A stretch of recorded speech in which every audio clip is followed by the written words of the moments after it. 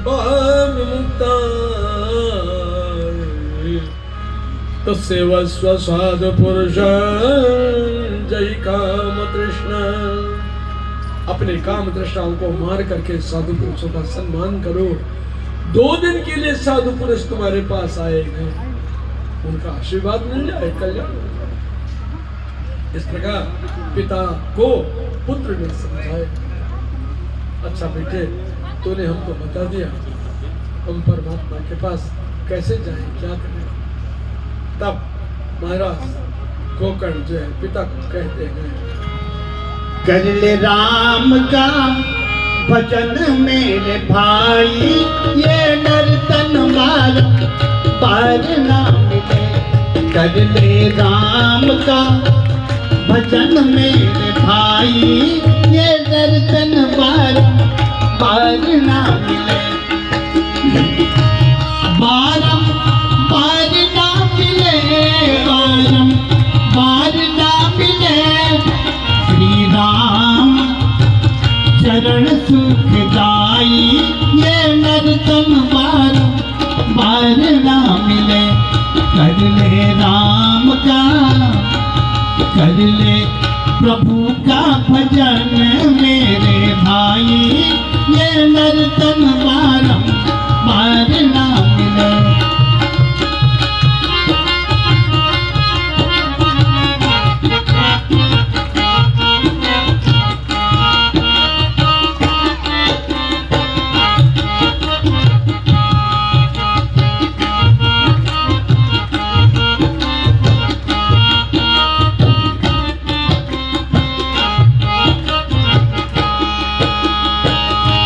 भजन किया प्रहलाद हरि का, प्रेम भरोसा हो सबरी का। भजन किया प्रहलाद हरि का, प्रेम भरोसा हो सबरी का। झूठे फल खाए, झूठे फल खाए हैं रघुराई, ये नर्तन बार बार ना मिले। झूठे फल खाए हैं रघुराई, ये नर्तन बार बार ना मिले। कर ले नाम का भजन मेरे भाई, ये नर्तन बार बार ना मिले।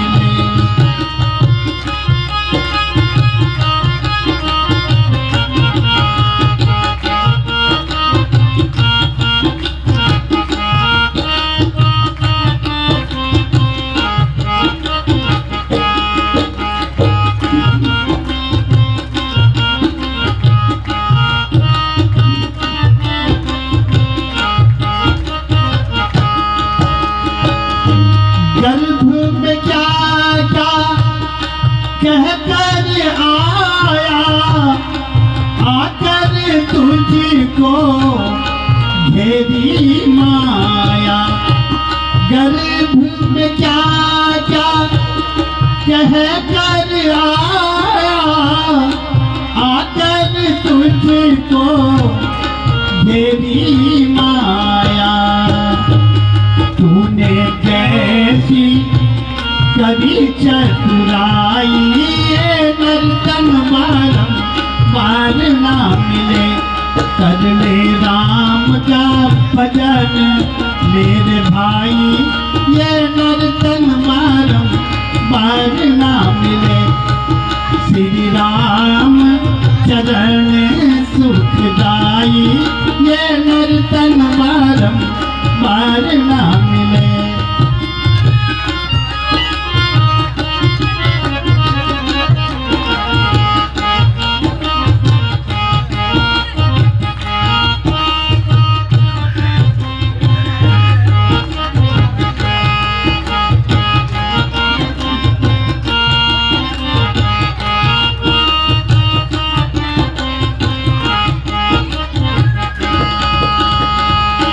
क्या ले कर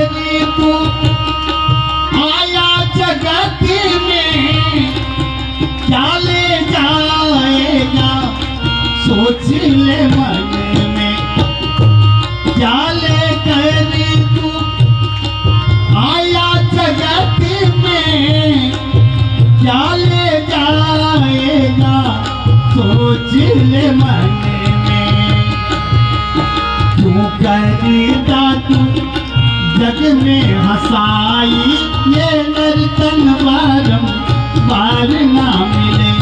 कर ले राम का, कर ले प्रभु का भजन मेरे भाई, ये नर्तन बारम बार ना मिले।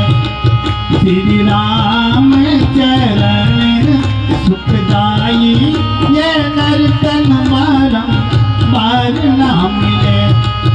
ये नर्तन बारम बार ना मिले, ये नर्तन बारम बार ना मिले।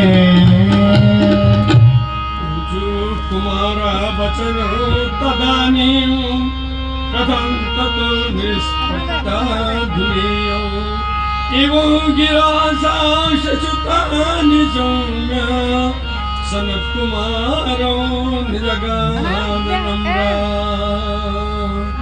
इस प्रकार महाराज सनक सनंदन सनातन सनत कुमार चारों भाइयों ने जाकर के नारद जी को ये ब्रह्म ज्ञान दिया।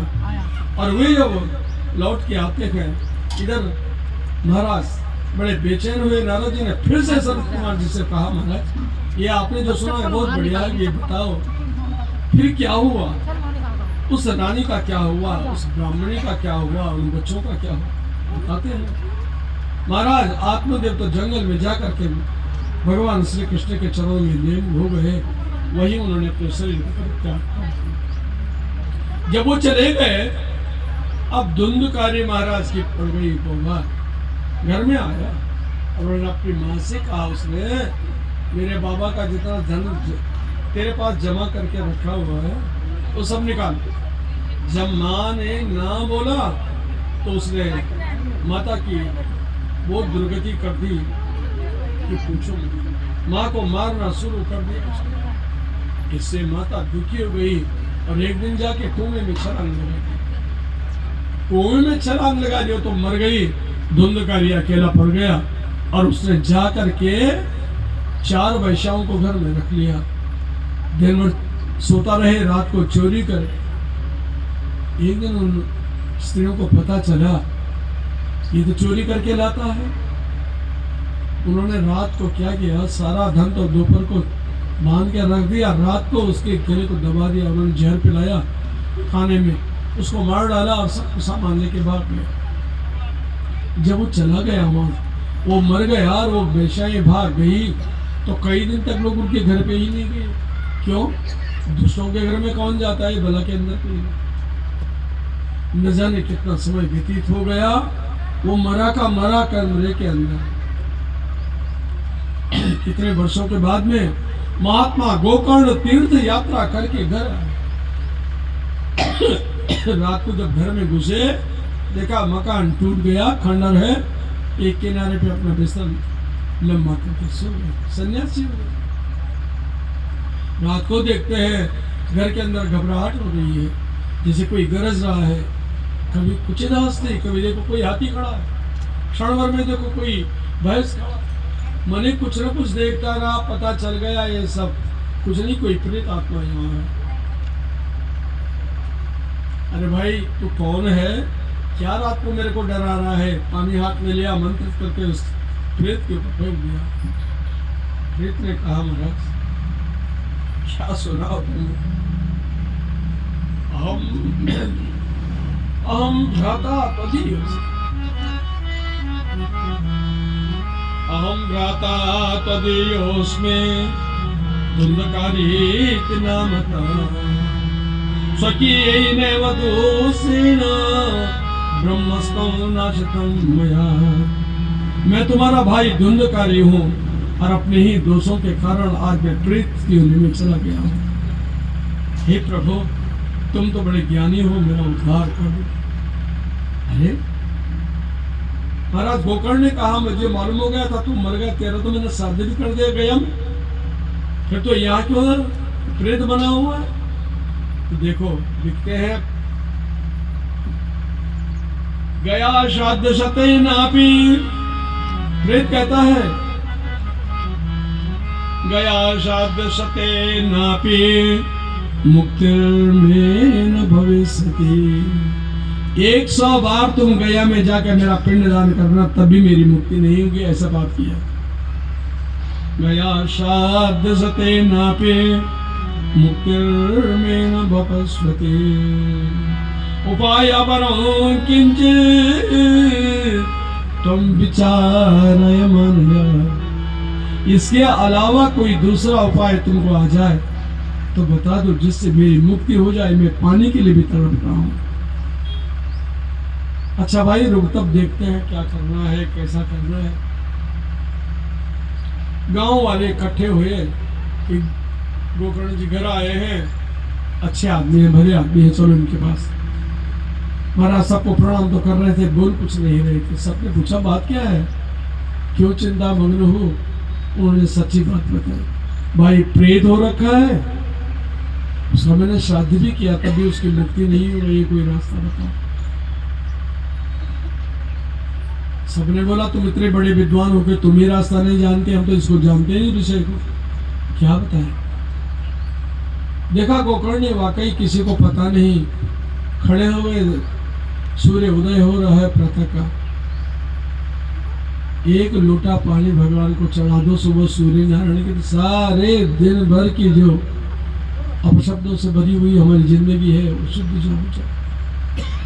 महाराज गोकर्ण ने दोनों हाथ ऊपर कर लिया और भगवान सूर्य नारायण को कहा, उद्भयंत वशस्पतिश्व पश्यंत उत्तरौ देवं देवत्रा सूर्यमगन्मत् ज्योतिरुत्तमम् उदित्यं जातवेदशं देवं वहति केतवा दृशे विश्वाय सूर्यं। ॐ चित्रं देवानामुद्गादनेकं चक्षुर्मित्रश्च वरुणस्याग्रे आप्राद्यावा पृथिवीम् अन्तरिक्षगो सूर्यात्मा जगतस्तस्तु सस्य। ॐ तच्चक्षुर्देवहितं पुरस्तात् शुक्रमुच्चरत् पश्येम शरदः शतं जीवेम शरदः शतं शृणुयाम शरदः शतमदीनास्याम शरदः शतं भूयस्य शरदः शतम्। ऐ सूर्य देव, तुम प्रकट होकर के हमारे जीवन में ऐसी ऐसी खुशियां बरसो जो हम हजारों वर्ष तक जीवित रहे और तुम्हारा पूजन करते रहेंगे, हमें कोई आदि व्याधि ना हो, मेरे घर में कुछ आ जाए। सूर्य भगवान ने पूछा, अरे अरे गोकर्ण, इतनी स्तुति कर रहे हो, क्या बात है, क्यों परेशान हो। तुमने तो मैं चल रहा था रोक दिया है, मैं चल नहीं सक रहा हूं, मेरे हाथ पांव बंद हो गए, क्या बात है। अब बताए। उसने कहा महाराज मैं अपने लिए कुछ नहीं मांग रहा, मेरा भाई जैसे भी पाप किए मैं नहीं जानता, लेकिन उस पाप के कारण वो प्रेत की योनि में चला गया है, प्रेत हो गया है, उसे शतगति मिल जाए इसके लिए तुम्हें रोका। सारे कर्म कर रहे, गया में पिंडदान कर लिया, हर कुछ ही कर ली, लेकिन नहीं होता है, कोई रास्ता बताओ। लिखा है जब इस प्रकार उन्होंने भगवान सूर्य के पास रखी, ये देखो ये जो कथा हो रही है, ये प्रसंग आ रहा है, सूर्य भगवान स्वयं कहते हैं श्रीमद्भागवतान मुक्ति सप्ताहं वाचनं कुरु इति सूर्यस्य सर्वस्व धर्म रूपम तुभिषति। सूर्य भगवान ने कहा 7 दिन तक, भगवान सूर्य कहते हैं 7 दिन तक श्रीमद्भागवत का कथा करो, मूल पाठ करो, पूजा करो और उसका अनुष्ठान करो। विधिवत तुम करोगे तो 7वें दिन तुम्हारे भाई की मुक्ति हो जाएगी। ऐसा बोल के चले गए भगवान सूर्यदेव। और तब गोकर्ण महाराज ने यहाँ से आए अपने कलखल में, आपके हरिद्वार के तट पर कलखल में पहला भाग में गोकर्ण महाराज ने अब प्रेत को बुलाया। भाई जो जिसके लिए मैं ये भागवत कर रहा हूँ मुक्ति के लिए, वो जो भी हो हमारे वंश में, वो इस कथा को सुनने के लिए आए। प्रेत आत्मा तो थी मकान के अंदर, वो बाहर आई, लेकिन हवा उसको उड़ाने लगी। हवा का झोंका आया, वो जहां आवाज आए वहां उड़ जाए। वहां पे एक बांस रखा हुआ था, बांस का। देखा वो बांस के ऊपर चारों तरफ मंडराने लगा और बांस के जो छेद थे उसके चला गया। अब हवा का कोई असर नहीं, उस बांस के 7 गांठ वाले उस बात के अंदर प्रेत बैठ गया। और महाराज गोकर्ण ने श्रीमद् भागवत शुरू की जैसे हम कर रहे हैं। पहले दिन की कथा जब शाम को पूरी होने का समय आया तो उस वक्त आवाज आई, महाराज धर्म का सूक्ष्म रूप क्या है? देखो मैं कथा के माध्यम से सुना रहा हूं, छोटी सी कथा। तो भगवान गोकर्ण जी ने धर्म का सूक्ष्म तत्व बताया। धर्म सूक्ष्म ये है, सुनो राजन, एक कथा के माध्यम से सुनाते हैं। 2 भाई थे, एक का नाम था शंख और एक का नाम था लिखित। दोनों बड़े विद्वान थे, गुरुजनों के यहाँ पढ़ते थे, माँ बाप नहीं थे। बड़ा भाई छोटे भाई का पालन पोषण करता था, खुद भी अपना भी उनका। एक दिन क्या हुआ, बड़े भाई ने कहा देखो, छोटे से कहा तुम भी पढ़ लिख गए, खुद कमाने खाने लायक हो गए हो, हम भी कमा रहे हैं, अपने बच्चों का पालन पोषण कर रहे हैं। जैसे आजकल घर घरों में चलता है महाभारत, ये न चलिए, इसके लिए बढ़िया है तुम अपनी गृहस्थी के साथ अलग रहो, मैं अपनी गृहस्थी के साथ अलग रहता हूँ, लेकिन इससे प्रेम भी बना रहेगा, टूटेगा भी नहीं। एक बात, 1 वर्ष के बाद जब 1 साल हो जाए, हम वर्ष में 1 बार जरूर मिला करेंगे, ऋषि जगह मिलेंगे। कहा ठीक है। संघ अपनी वृत्ति फैलाने के लिए, ब्राह्मणों की जो वृत्ति होती है, चला गया, लिखित अलग चला गया। 1 वर्ष व्यतीत होने को आया और संघ बड़े भाई को मिलने के लिए आया। देखा भाई तो घर पे नहीं, और भाई ने इतनी उन्नति कर ली कि बगीचे लगा लिए हैं, आम के, केलों के, और बगीचे में जो आता होगा उसका पालन पोषण उससे बेचने से होता होगा। दोपहर पहुंचा, दोपहर को महाराज संत भाई के पास पहुंचे। भूख लगी थी, भाई घर पे नहीं, क्या खाए, देखे खूब अच्छे फल लगे हुए हैं, थोड़े से फल तोड़े, धोया और उनको खाना खाया। देखो जो चीज़ मैं सुना रहा हूँ ये उस धर्म की है जिसका पालन हर एक नारी अपने परिवार के लिए करती है, पुरुष अपने बच्चों के लिए करते हैं, और बालक अपने माँ बाप के लिए करते हैं। शंख जब घर पहुंचा, शंख गया लेकिन थे नहीं वहाँ बड़े भाई, उसने थोड़े फल तोड़े और एक जगह बैठ के दूध आकर के, कलो भाई पता कब आएगा, खा लिया, सो गए। शाम के समय में भाई उसके आए, अरे संग तू कब आया? कहा महाराज मैं सुबह ही आ गया था, आप थे नहीं। हाँ बोले मैं 2 दिन से बाहर था। अरे तूने तो खाना भी नहीं खाया, चलो मैं पहले व्यवस्था करता हूँ जो खाने की हो। कहने नहीं महाराज खाने वाने की जरूरत नहीं है, तुम्हें चला गया, तुमसे मिलना था, मिल गया, आदमी तो होता हूँ। अरे कुछ खा कर लो। कहा मैंने खा लिया। कहाँ खाया? तुम्हारे बगीचे में इतने फल लगे थे, थोड़े से भी पेट भर गया। अच्छा कुछ जवाब नहीं दिया, चले गए। लेकिन संत समझ गया भाई नाराज हो गया। पूछा क्या बात, तुम नाराज क्यों हुए? लिखित ने कहा मैं नाराज तो नहीं हुआ, पर हुआ भी हूं, ना भी कैसे बोल। क्यों? तुम जब आए तुमने पूछा नहीं, तो सीधे फल निकाल ले, खा पी ली, ये तो चोरी हो गई। पूछे बिना किसी की वस्तु को लेना महापाप है। संत ने कहा 4 फल के लिए इतनी बड़ी लेक्चरबाजी कर दी तुमने। चलो ठीक, लो बोलो क्या दंड भोगो इसका, जो दोगे। लिखित ने कहा मैं कौन होता हूँ तुम्हें दंड देने वाला? दंड देने वाला तो राजा है, ये हम राजा के चाकर हैं, तुम राजा के पास है। संत राजा के पास चले गए और राजा से कहा मैंने ऐसा ऐसे गलत किया। भाई गुस्से में कहता है राजा न्याय करेगा, तुम मेरे को दंड दो जिससे मेरा चोरी का पाप समाप्त हो। उनका ऐसा, दोनों हाथ आगे करो। जल्लाद को बोला दोनों हाथ काट डाले इसके। दोनों हाथ कट गए, कटे हुए हाथ, जाओ यही सजा है। घर आए, देखा दरवाजा तो खुला है और भाई यहाँ नहीं अंदर होगा। आवाज मारी, अरे भाई मैं आ गया हूँ, राजा ने दंड दिया है। अंदर से आवाज आई भाई की, आ गए हो, जाओ स्नान करके आओ, दोपहर का समय हो रहा है, मैं भोजन बनाता हूँ, फिर भोजन करेंगे। संघ को बड़ा दुख हुआ, क्रोध भी आया, पूछा भी नहीं कि क्या, देखने को भी नहीं यार, बोलता जाओ ना के आओ, इसका खाना क्या खाना, चलो जाते हैं। सीधे नदी के किनारे गए, एक डुबकी लगाई और अपने पितरों को याद किया, माता पिता को याद करके बोलता है महाराज, संत बोलने लगे, हे प्रभु दोपहर का समय है, मेरा नियम है कि रोज तर्पण देना अपने पुत्र पूर्वजों को,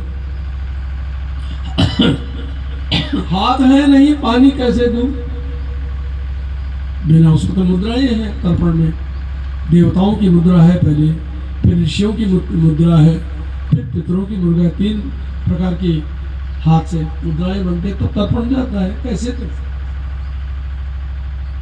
चलो जब भाग्य में नहीं है कोई बात नहीं, जोर से चिल्लाए शंख अपने माता पिता के लिए, अब टूटे हुए हाथ से जो पानी देंगे इसी से स्वीकार करना, कोई मुद्रा नहीं, पानी को उसमें डालते नदी में, और ये तेरे नाम का, ये फलाने के नाम का है, देते देते जैसे ही माता पिता का नाम लिया और पानी देने लगा, शंख के दोनों हाथ आ गए, देखा हाथ तो जीवित हो गए, कोई बात नहीं, तर्पण वगैरह दिया और लौट के आया। अब बोले भाई के यहाँ क्षण भर भी नहीं रहूंगा।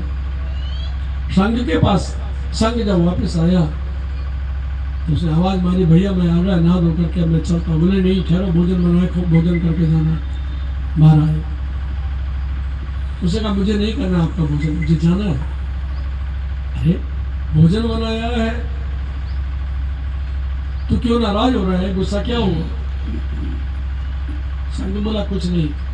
बोले मैं जानता हूँ तेरी स्थिति समझता हूँ, तो इसलिए गुस्सा हुआ कि तो तुझे मैंने राजा के पास भेजा, राजा ने तेरे दोनों हाथ काट दिए और हाथ काटने के बाद तो मेरे पास आया और मैं अंदर था, मैं बाहर नहीं आया। क्या बोलता मैं, अच्छा हुआ तेरे हाथ कट गए। देखो धर्म, देखो तूने चोरी की, तेरे को शुद्ध होना था इसलिए राजा के पास भेजा, राजा ने चोरी की, तुझे सजा दी, तेरे दोनों हाथ काट दिए।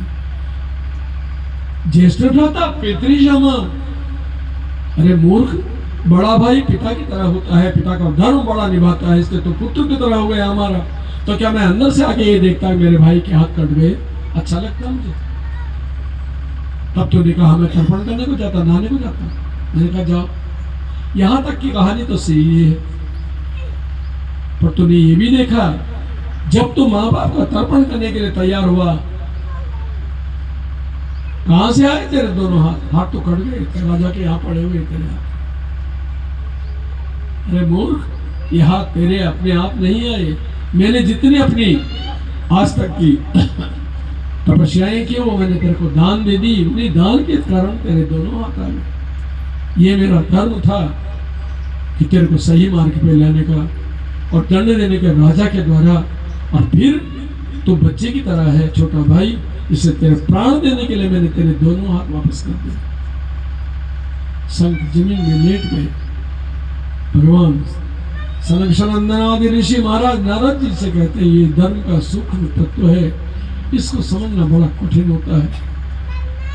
बड़े भाई गोकर्ण ने जाकर के भागवत की कथा की, ये जान के कि ये दुष्ट है, मेरा भाई नहीं है, मैं तो गाय का पुत्र हूँ, परंतु धर्म समझ के उसके लिए सब तीर्थ भी देखे, गया श्राद्ध भी देखा, कर्म भी देखा, आज उसकी हिफाजत भी कर दी, हाथ कट गए, इसको फिर हाथ पाँव भी दे दिए। देखो ये धर्म है।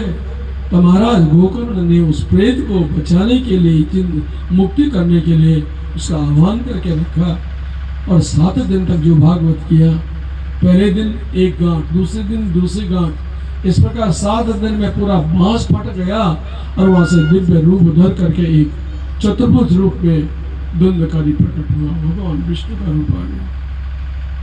देखो करके भगवान को उनको प्रणाम करता है, द्वंद्वकारी प्रणाम करता है। गोकर्ण को कहा महाराज आज तुमने मेरा उद्धार कर दे, मैं अब चलता हूँ। ऐसा बोल करके दिव्य विमान की तरफ बढ़ा। आकाश मार्ग से एक पूरा विमान उसके लिए आया। अब जब उस पर बैठने लगा तो महाराज गोकर्ण वहां पे गया। गोकर्ण ने कहा विमान वालों से, अरे नंदसुनन, तुम जो विमान लेकर के आए हो, इतना बड़ा विमान, कथा सुनने को इतने मंडप पे बैठे थे, किसी के लिए कुछ नहीं आया? अत्रे बहुव अशांति, अत्रे बहुव असंति श्रोतारो मम निर्मला। ये जो कथा सुन रहे हैं निर्मल भक्ति वाले हैं, जो प्रभु को याद करते हैं। और अनीतान विमानानि न तेषां युगपत्पुता, इनके लिए एक भी आदमी के लिए तुम्हारा कोई विमान नहीं आया। और जो जीवन भर पाप करता रहा है, ये पापी, इसके लिए तुम्हारा विमान आया, ऐसा क्यों?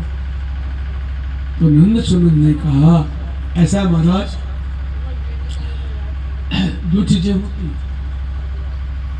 हम कथा करके जैसे ही मंडप से बाहर जाएंगे, फिर चिंता बच्चों की होगी, रात के भोजन की होगी, अपने कामों की होगी, वो कथा मंडप में ही समाप्त होगी और वो आगे कुछ याद नहीं।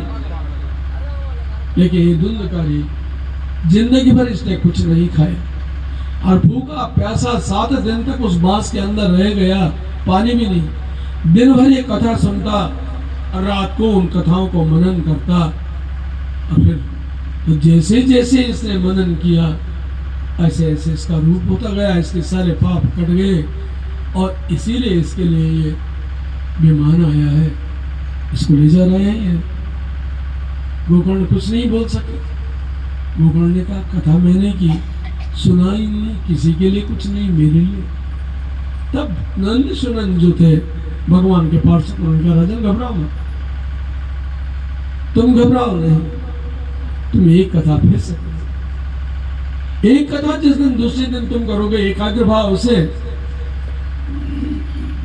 जरूर तुम्हारा उद्धार होगा। हरि तम शेषे, भगवान स्वयं आएंगे, तुम्हें भी ले जाएंगे, तुम्हारा उद्धार होगा। तो साव चले गए, विमान तो चला गया और महात्मा इंतजार करते गए।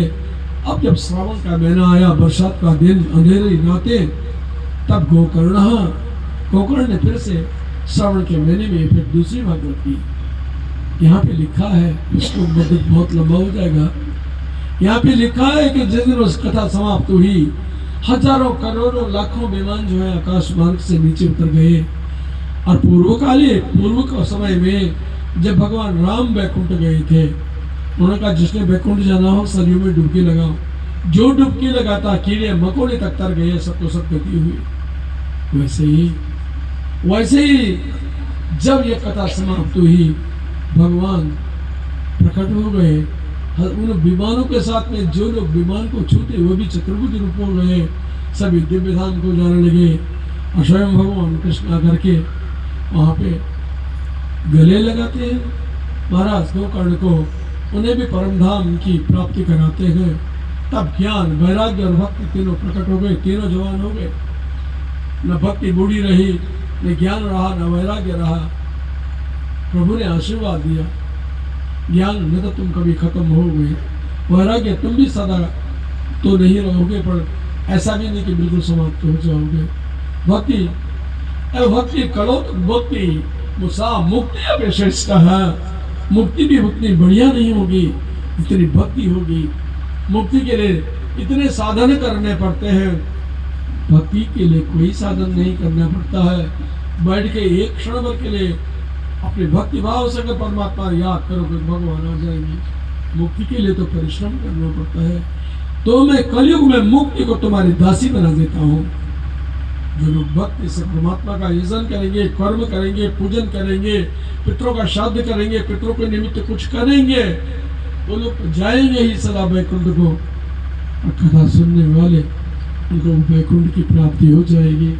ये सबसे मूल मंत्र जो है धर्म के सूक्ष्म तत्व कथा लिखा है, उसमें भगवान नारायण के लिए कि स्वपुरुषमपि वेक्ष्य पाशहस्तम् बदति यमः किल तच्च कर्णमूले परिहर भगवत कथा सुमत्ता प्रभु रघुमंडलम सबैष्णवानां स्वपुरुषमपेहास्त। यमराज अपने पुरुषों से कहते हैं जिनके पास हस्त दंड, जिनके हाथ में पाश है, दंड है, और वो जो पापियों को ले जाते हैं उनसे कहते हैं बदती यमः किल तस्य कर्णमूले। यमराज उनके कान में कहता है परिहर भगवत कथा जो मत्ता। जो लोग उन्मत्त नर नारी जो भी हैं उन मत्तों का जो हृदय में भगवान को बसा करके नाम लेते हैं, यमराज कहता है तुम उनके पास मत जाना, मरते समय भी मत जाना, क्योंकि प्रभु उनके साथ रहते हैं और तुम्हें भस्म कर देंगे, वहां नहीं जाना। परिहर भगवत कथा सुमत्ता प्रभु वैष्णवानां असारे संचारे विषय विष संगा कुलधिया क्षणार्थ क्षेमार्थ पिबत सुखदाता कलुषुदा किमर्थं व्यर्थं भो ब्रजत कुपद कुत्सित कथे परीक्षित साक्षी श्रवण कथा असार संसार है। ये संसार जो है इसमें कोई सार नहीं है। क्या सार है इसके अंदर? इसके अंदर स्वार्थ है और कुछ नहीं है। इसलिए इस संसार में एक ही चीज है, विषय विषय संगा। दोस्त कौन है? एक काम विकार, झूठ बोल के अपना उल्लू सीधा करना, ये विषय है कुल संगा। तो साथ रहते हैं, छूटते नहीं। हम कुछ नहीं देखते हैं लेकिन देखने के लिए ध्यान रहता है, वो सोने की चीज है, ये पीतल की है, ये लोहे की है। तो अरे इनसे छोड़ो, क्षणार्धम क्षेमार्थो, थोड़ा सा आधा सा क्षण निकालो क्षेम के लिए। अप्राप्य वस्तु को प्राप्त करने के लिए क्षेम कहते हैं, और उसकी रक्षा जो होती है उसको योग कहते हैं। यही है उपदेश योगक्षेमं वहाम्यहम्। तो तुम क्षण भर में निकाल करके कर सुख कथा सुधाम, अमृतमयी जो कथाएं भगवान की है, थोड़ा भी सुन लोगे कि तुम मुक्ति को प्राप्त हो जाए। ये संसार का रहस्य। जन्माद्यस्यतोन्मयादि चरिता चार्थेषु विज्ञस्वरान् तेने ब्रह्महृदायादि कवयान् मुह्यन्ति यत्सूरया तेजो वारिमृदं मृदमयो यत्र त्रिसर्गो मृषा धाम्ना स्वेन सदा निरस्तकोऽको सत्यं परं धीमहि। श्रीमद्भागवत का ये पहला श्लोक है, प्रथम स्कंद का। जन्माद्यस्यतोन्मयादि चरिता, जिस परमात्मा के बारे में कोई कुछ नहीं जानता है। कभी आपने तस्वीरें देख, चलो यही देख लो, एक तस्वीर एक ही रंग की है, दूसरी दूसरे रंग की, तीसरी। क्या भगवान इतने रंगों में थे? कोई एक ही रंग तो रहा। बड़ी भक्ति है, जिसने जैसा चित्र का अंकन किया वैसे ही परमात्मा को प्राप्त हो गया। सारे संसारे जय में कोई सार नहीं बाकी उसके अंदर। परंतु वो भगवान देखो, वो कितना, हमारा कोई कर्जा ले जाए या हम कर्जा नहीं दे सकते। कोई हमारा कर्जा लेगा, दूंगा, कल दूंगा, परसों दूंगा, आदमी मर जाता है, कर्जा वापस नहीं होता है। अब भगवान का कर्जा देखो, तेजो वारिमृदं विनिमयो यत्र त्रिसर्गो मृषा, तीनों सर्ग, स्वर्गमय पाताल, अतल वितल सुतल तलातल रसातल महातल और पाताल, भू भू अस्व मह जन तप और सकल, ये 14 भुवन जो है, ये 14 के 14 भुवन जो है परमात्मा के हाथ में है। इनमें तेजो वारिमृदं विनिमयो, गर्मी आई, सूर्य की किरणों के द्वारा भगवान के पास में सारा पानी सोख करके चला गया। ले तो लेता है भगवान, पर इतनी बरसात कर देता है जितना लिया उससे दूनी बरसात करके पानी फिर वापस आ जाता है। तीनों लोकों में शांति मिल जाती है। तो उसी के लिए हैं कि उसका हम सदा ध्यान करते हैं, वो परमात्मा लेन देन में बड़ा है। स्वर्गादि ऋषियों ने पूछा, महाराज ये आपने सही बताया, आप ये बताओ, ये भागवत का हम सुनना चाहते हैं। तो उनके वंशधर महाराज परीक्षित को सांप ने काट दिया, मुक्ति का साधन नहीं था, और फिर उनको मुक्ति मिली। तो आप ये जरा बताइए तो सही कि ये सारा क्या है, सुखदेव जी का क्या प्रकरण है, तो क्या इसके अंदर वो है। तो कथा